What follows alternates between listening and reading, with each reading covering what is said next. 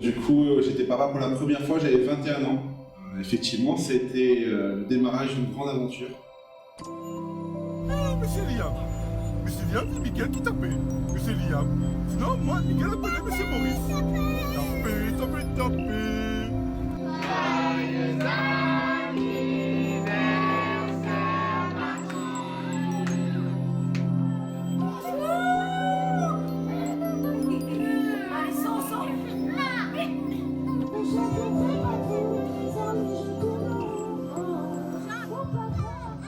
Ce jour-là, en fait, on m'a confié, donc du coup, Evan, mon premier. Et on m'a dit, voilà, félicitations d'être papa, on l'a tendu dans les bras.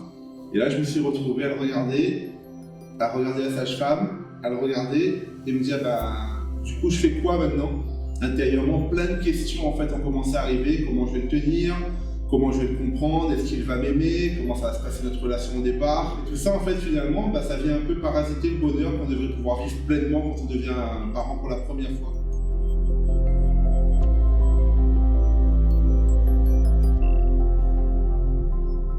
Un an et demi plus tard, on a eu notre deuxième enfant, donc du coup Mathis. Déjà l'amour se multiplie, les craintes étaient un peu moins présentes certes, mais je ne savais toujours pas réellement comment être un parent, comme je dis souvent, à la hauteur. J'avais pas forcément les bases qu'il fallait par rapport à l'éducation que moi-même j'ai pu avoir, mon enfance. Et ce qui fait que du coup, quand je me suis retrouvé papa, surtout pour la première fois, donc je me disais, je vais être un papa extraordinaire, je vais être un papa qui passe du temps avec son enfant, parce que le mien était souvent absent. Et finalement, du coup, quand on se retrouve vraiment dans l'aventure et que les nuits blanches sont là, que le travail est là, que le stress est là, qu'il faut gérer la vie de couple, on ne ressent pas forcément le meilleur de nous-mêmes à ce moment-là parce qu'on n'a pas le recul qu'il faut. Et ce qui s'est passé, c'est qu'avec Mathis, Mathis a été le point de départ en fait, de ma volonté de changer. Parce que quand il devait avoir 1 an et demi, 2 ans, il y avait une dispute en fait, avec son grand frère. Mais du coup, j'avais donné une fessée. Il m'a regardé avec une intensité en fait dans les yeux et je me suis vu à travers ses yeux pendant une fraction de seconde. Et là, c'était le bouleversement total.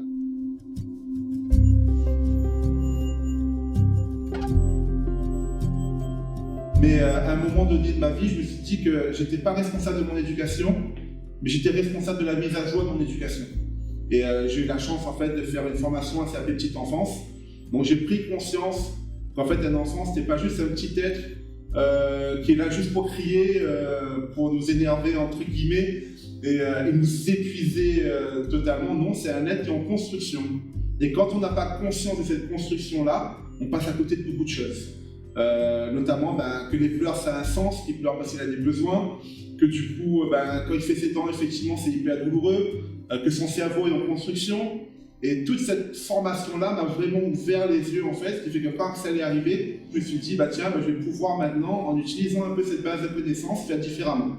Et à l'approche du coup de l'arrivée de Liam, mon dernier, ça a été encore un nouveau commencement. En fait, je me dis chacun de mes fils en fait d'aujourd'hui a été un point de départ.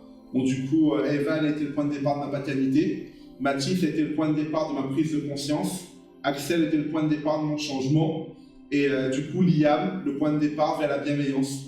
Donc je me suis dit, pourquoi pas m'y intéresser vraiment. J'ai commencé à lire des bouquins. On ne naît pas papa, on le devient. Et on peut se préparer du coup à vraiment le vivre pleinement dès les premiers instants avec l'enfant. Donc pour ça, du coup, j'ai plusieurs thématiques, en fait, plusieurs modules.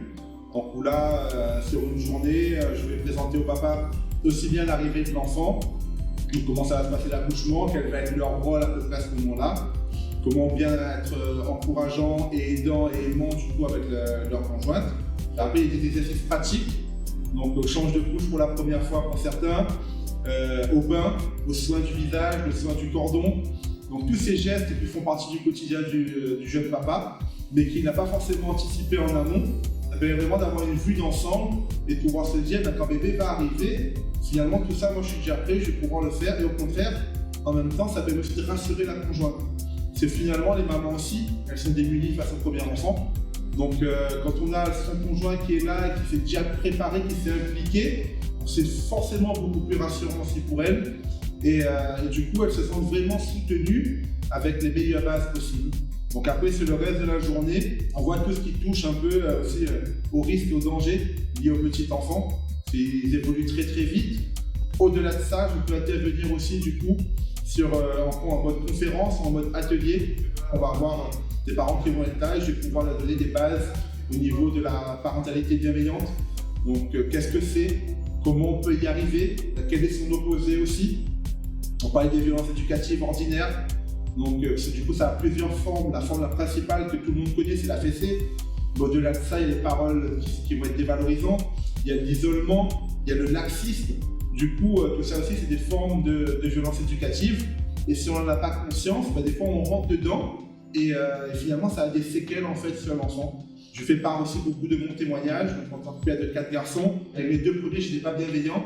Donc, moi, en plus, j'ai ce regard en fait de l'avant et de l'après.